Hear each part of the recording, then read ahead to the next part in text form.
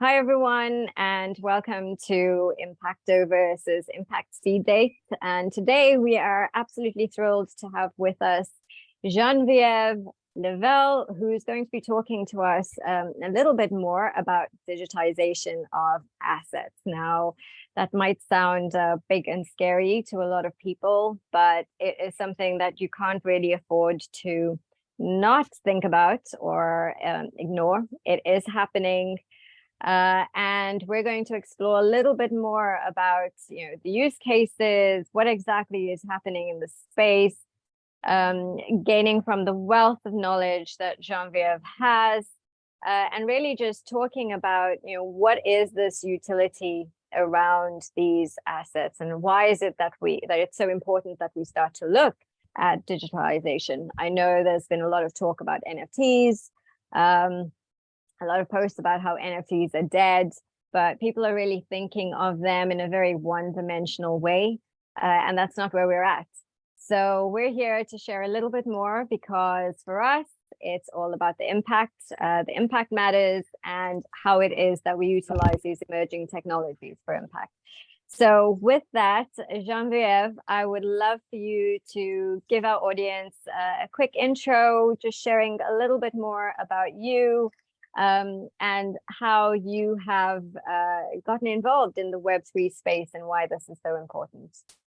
So yes, thank you so much, guys, to have me. It's such a pleasure to be part of this meeting today.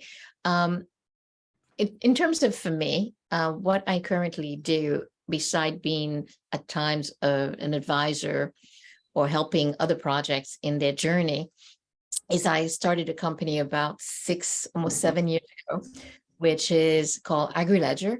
And as the name says, it's in the agriculture and using blockchain technology. My background is actually almost 20 years in banking and finance, and I've worked for some of the largest companies in the world, starting with Chase Manhattan Bank, Hewlett Packard, GE, and RBS. So in these organizations, what I did was, I realized I was the entrepreneur. So I looked at the new shiny things and how could we get them in, and how did we make sense of how we could use them, and also what were the benefits. So what is the return on investment that you could actually get from that? And sometimes return on investment need not be financial. It can be impact of the happiness of the worker who no longer has to be getting pens and papers and actually can put it on the system, or not having to worry about calling somebody else to get that information. So when I got to learn about blockchain technology, it was actually in my first day at IdenTrust. So another hat that I wear is an identity management expertise, having done that quite a bit for the corporates where I was working with. And the idea was really, for me, when I discovered blockchain technology, I wasn't one of those people who got into the token. I will actually say I'm a token minimalist. I am a Bitcoin minimalist, all of them. I play in them to be able to understand. You owe me money, pay me Bitcoin, I'll take them. I understand how to get it around, but I'm not one who's investing in that. But I do think that what they have taught us is really that digital aspect of really looking at digital twinning, the idea of digital twinning. Can I see something in real life, and how can I put it into a digital format and really look at its lifetime or lack of lifetime? So I've been looking in that space for a while. And if we look at, what has happened in the NFT, in my point of view, it's very much around that digitization for being able to demonstrate provenance and ownership, and also what I like to call the trail fees. That's awesome. And it's such a fantastic summary of, where you started and where things are at now with NFTs. In these projects that you've been involved in, and there's such a vast number, obviously working with these larger companies, but also you've been involved with so many smaller projects, and also in advisory terms and speaking engagements and that sort of thing. You've come across so many different use cases, right? Are there any in particular that stand out for you, which can highlight to, people who are interested and don't have an understanding of it and can't see what that would mean in the real world? How, so if someone says provenance or security and transparency or translucency or however it is that we think about these things, what does that actually mean in the real world? Can you give us some examples of some of the use cases that you've seen and the impact that has? So one of the things is, I'm going to say, I'm not in love with the Web3 name, but I understand. Yeah. When we were talking a couple of years ago about the fourth industrial revolution, many a time what was listed did not always include blockchain. We had to force ourselves. So we have created our own thing. I think that the opportunities and the ethos are things that we can start working on, which is the idea of removing the need of intermediaries which confirm. So a very good example of that is in banking. When we send a payment, there's a confirmation process before it's credited to the account. That's why when you're doing a foreign exchange, it takes time, because that transfer of value takes time. So we have seen transfer of value very much well understood in the crypto world, that I agree, I'm sending it to you, I click that, it gets to you. But however, we have to think about in real life, other aspects of, so I'll take agriculture, where there are certain rules that have to be abide, certain things have to be evidenced, and using technology to evidence them. And this is where we need to be very careful, because there's still a human touch. So we need to design systems which take in them the aspect of the human way of being. So you can't just be looking. So I don't advocate for systematic approach. It's a human approach, which involves system to support in the way. So let's just use as a basic, a farmer brings 100 of something, we'll say mango, because that's something I know. What would happen normally is that farmer wants to be paid right away, because they realize that the pathway to the final or near final payment, there's probably 5 more people or 5 more or entities which are going to touch. And they have no guarantee that the money is going to come back. And it's something that many of us are now feeling as we start working really in what they call the gig economy, because we're not able to control the whole chain. So as such, what people will tend to do is say, I'll take what I think is the best for what I can get right now, knowing that I can't get to the full pathway. But with technology now, you can start creating a digitization in terms of an evidencing of information as it goes through. Now, the reality is 100 mangoes bought at the first step is actually maybe 1/10 of the final price that is received for 50 mangoes at the end. So you can start looking as to where the value is and the risk factor. So what you can get with that the technology is de-risking through data. We all know data is supposed to be the new gold. So if you can actually create data and evidence of data and data that nobody can take back or can move, then you can start creating that trust factor where you start questioning the data rather than questioning if somebody has done what they're not supposed or they're supposed to. That's one opportunity. The other opportunity that I see is something which is becoming, and to me, this is where I see the next opportunity for Web3. And there I will say Web3, because it's not just the blockchain, it's NFT, it's everything, the P2P, all those things, the fractionalization, that's in the carbon, in the climate issue that we're currently experiencing. One of the things that people probably don't understand, and for me, it took me a bit of time to get to it. Actually, when you fly, your airline will ask you, do you want to offset that? Now, this is all the time.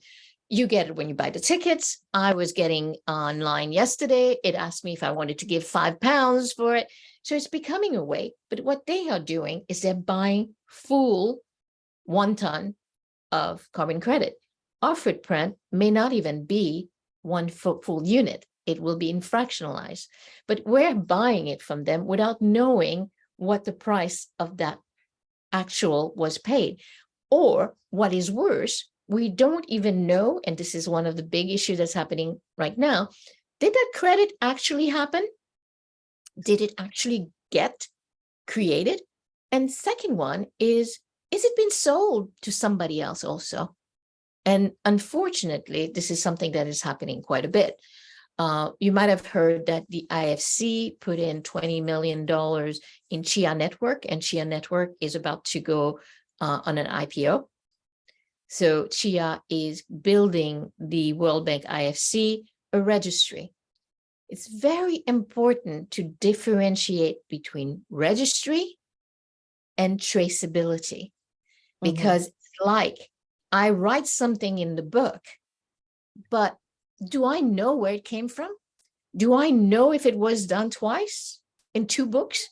I have no way of knowing that.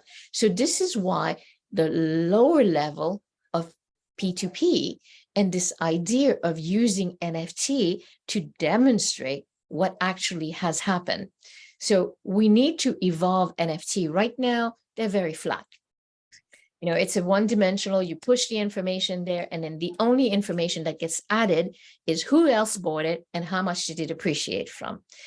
Even though when we look at the idea of what are the benefits that come with it, so utility benefits, toll gating to me is not a benefit.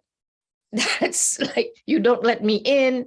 Hey, you weren't intending to let me in anyway. But what are the benefits that are added?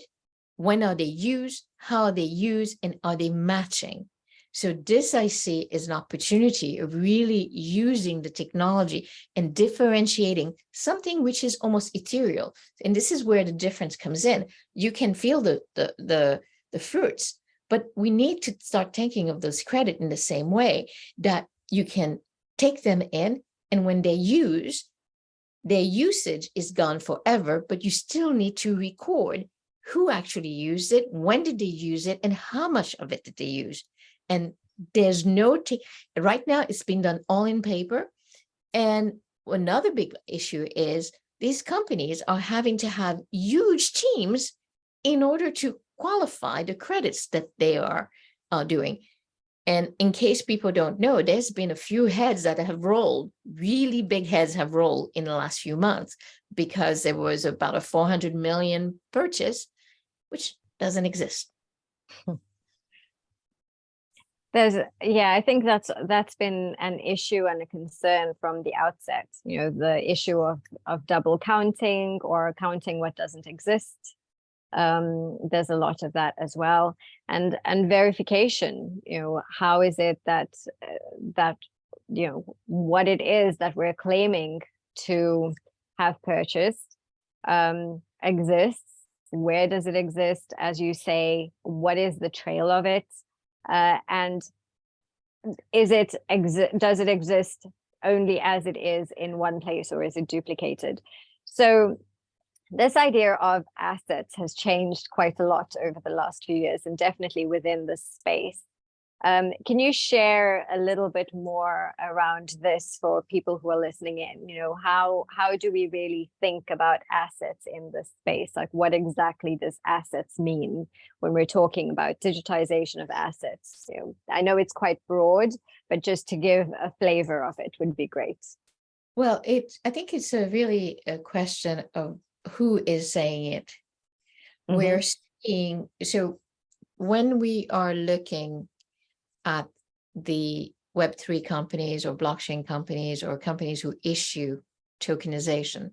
So for most people, they might have heard about the ICO, which was a mechanism by which people were able to value their own company and sell shares to be able to bring cash into the company.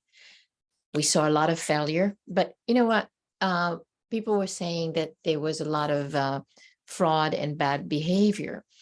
I don't actually believe that we have as much. I think we have a lot of people who don't know what they're doing and end up failing. And when it comes to business, we know that 98% fails anyway. So it goes with the numbers. Now, that has led to regulation. And this is the challenge that we have, is people are getting very innovative. And then the government comes in and with a big Mack truck and tries to crush. And this is what we're seeing in the US right now. People have to be very careful. Now, the US was playing its game, and now we're seeing the contagion.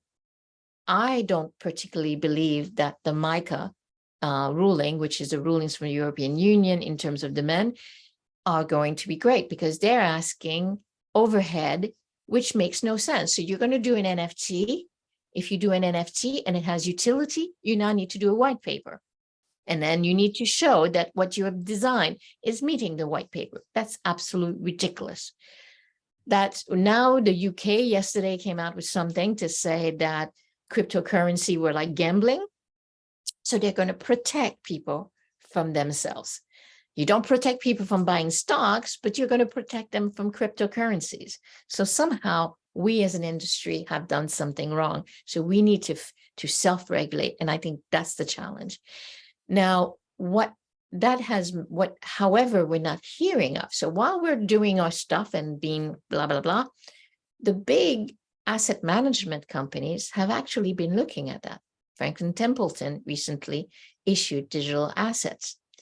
This is a mechanism. So if we think about stock processes, when you have the vote for the stock, you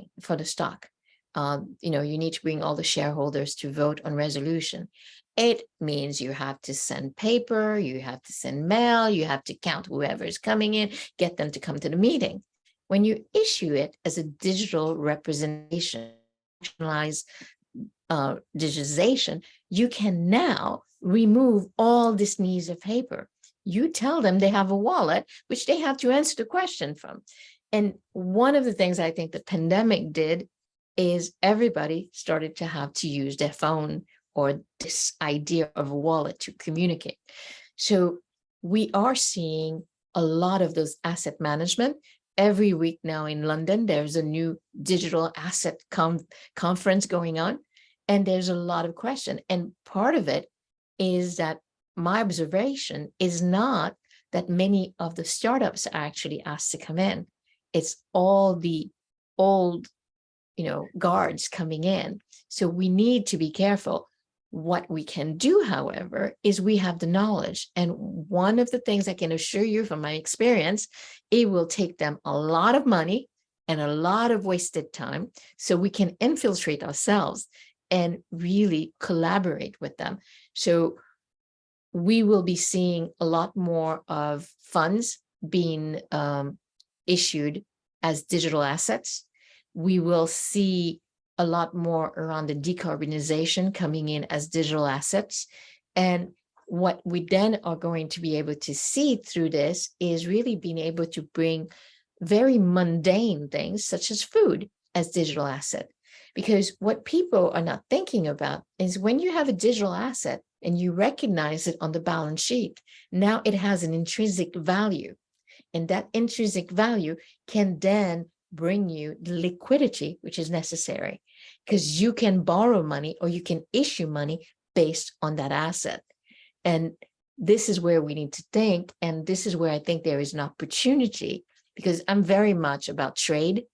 I don't believe in aid. And this is a way that I see countries such as Haiti, or what I would call the Greater South, being able to create their own balance sheet and get out of the challenge that they have currently.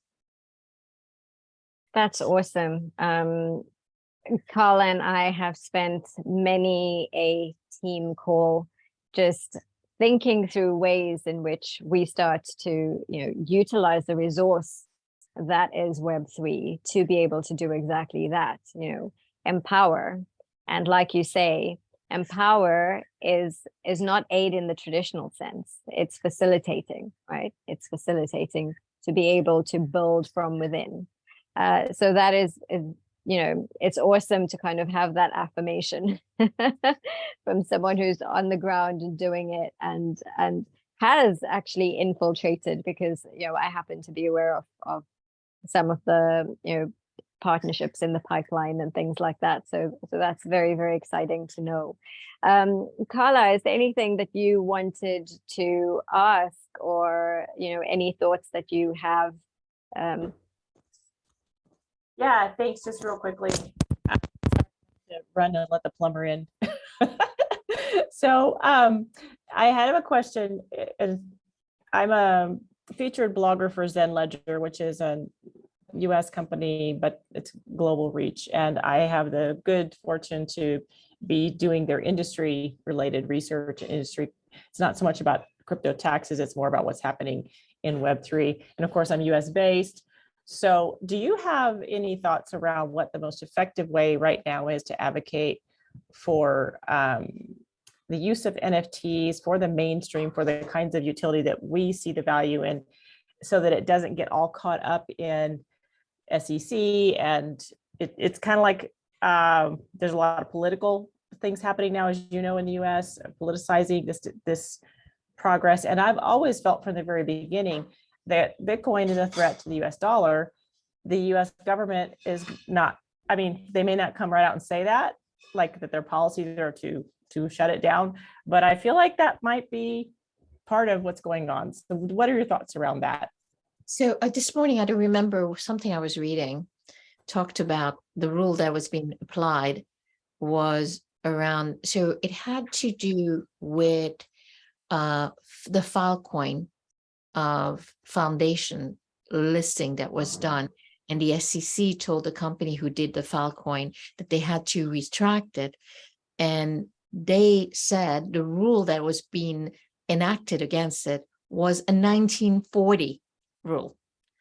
So the rules that we have in the books are very much not in step to any form of digitization or concept. And what they suggested is that they were going to look at it, but they were also going to fight it, because then we have to look at the Howey rule. And the Howey rule, to me, is not very clear cut. When does it sound like a security? So what we have to look at, and in my point of view, when NFTs, what are real utilities, not toll gating, but what is it that the person wants that you can give them with that NFT, and then create that relationship which has a utility aspect to it. So it's almost as though the picture that exists, that is exists with it, the music file that exists with it has no value in itself. But what that person gets is not just the entry to the door, but something that they would be willing to take money to get to, but that the money that they would need to do would be too high. So I've been talking to a friend of mine, actually, that's what I did the day after seeing you on Tuesday, after seeing you on Monday, about creating a utility around coffee club that he has. So instead of somebody actually buying in, they can use the NFT and have access to certain things, the same way you would buy a coupon or a gift card. So if we start using it this way, so I only have 2 NFTs that I bought. One is a piece of art from a Haitian artist that I love, and it is symbolic of Haiti. It's an old man holding 2 pumpkin, and pumpkin soup, we call it the subjourement, is actually Saveur basically made it. It's a heritage thing, but it's the soup that Haitians have on the first day of the year, which happens to be also the day of independence. And it symbolized, like, it's fat meat, it's pasta, all these vegetables, very rich. The second one I got is this thing called ramen, 24 Easy Ramen. It's going to be a ramen store where for all my life, I can go in anywhere that they have one and have ramen all day long. So why? Because I'm going, okay, at 200 pounds, I can spend £200 in less than 10 days buying ramen that I do at home. But if I can go and have in that store, that's pretty cute. I'm not buying it because I'm looking to resell it. It might be 1,000 later, but what I'm getting is the pleasure from that. So we need to start doing two things in the NFT, or at least in the utilities and tokens that we have. Why does it need to be tokenized? And if it is tokenized, what is that the person gets from it? What is the advantage that they will have from holding on to this? And what are the privilege that they receive with this, which is a way of not having to spend the money later or at a discount? There is nothing wrong with giving somebody a discount. It's a 50% discount because I need the money. So now that's not a security anymore. It is, I've raised money by pre-selling my services. So I think people really need to be thinking about what it is. If you have an artist, make sure it's a real artist and make sure it has real value. Right. Yeah. And that is part of the challenge, though, for us is there are conventional ways you can do what you just described, pre-sale benefits, loyalty programs. So part of the challenge for brands, which we're talking with brands, is why do NFTs? And this has been so helpful because you've described in a really beautiful way what NFTs do for you that those other programs can't. So thank you. You're welcome. You're muted. Oh, Noleen, you're muted. Oh, so all my ums and ahs haven't been heard. Right. I've been agreeing a lot. Okay, so just so that you know. It's been so wonderful to have you on, Genevieve, and we're looking forward to doing tons more together. This is just the beginning of a very long and fruitful collaboration. There's just so much within the space, so much opportunity, so much benefit to be had. And I think it's really, comes down to a lot of what was covered today. It's how do we start to think about things in a different way? How do we actually start to look at what the real value and utility is? And not necessarily in the traditional ways of doing things, but in a way which we are now afforded with these resources that we have. And being able to get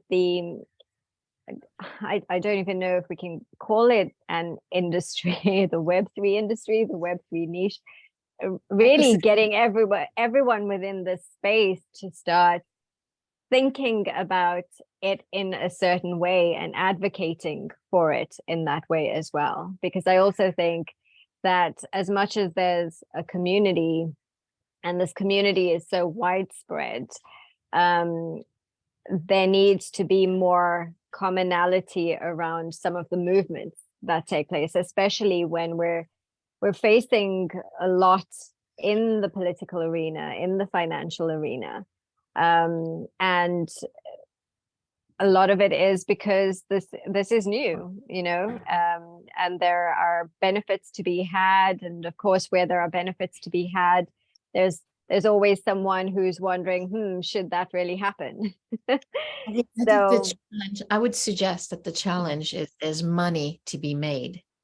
And whenever there's money to be made, there is our individual who come in with the idea of money first. So I think it's important to look at the impact first.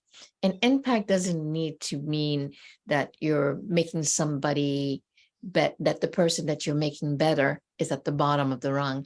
It can be somebody who's got everything that they need, but what is the impact of being part of this? What are you saving them in time? What are you saving them in effort?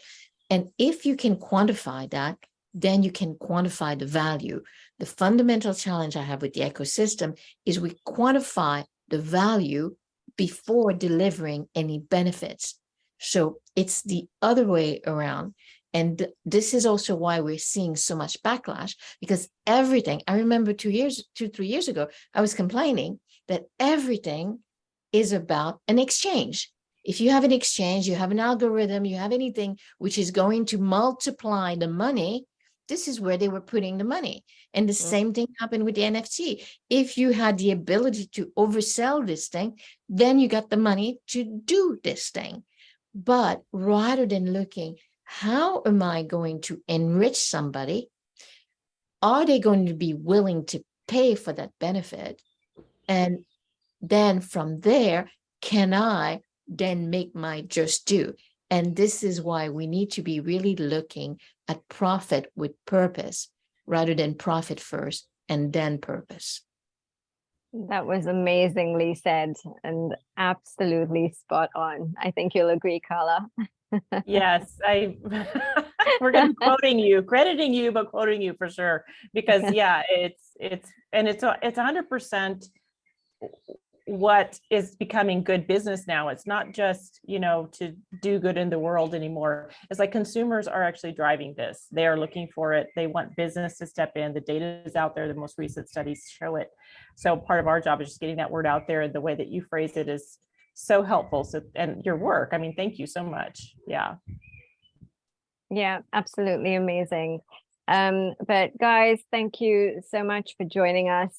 We are going to be having this replay on YouTube and probably posting it on socials as well.